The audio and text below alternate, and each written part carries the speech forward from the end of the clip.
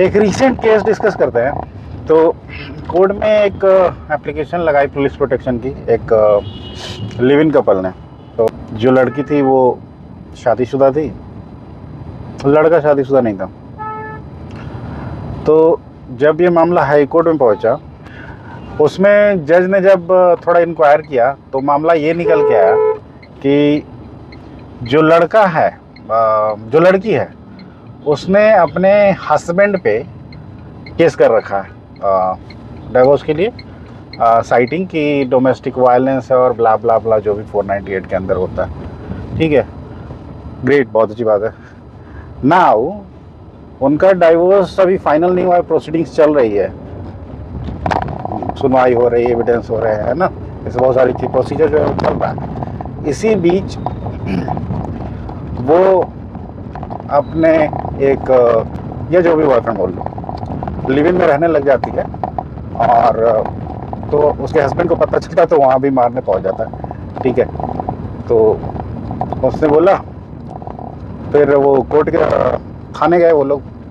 थाने में ऐसा कोई लॉ नहीं है कि आपको पुलिस प्रोटेक्शन देगा कि अगर आप डाइवोर्स में हो, प्रोसेस में हो और आपको अपने बॉयफ्रेंड के साथ रहने के लिए लिव इन में प्रोटेक्शन चाहिए। तो थाने के पास ऐसा कुछ जरिया नहीं था जैसे कि वो प्रोटेक्शन दे दे।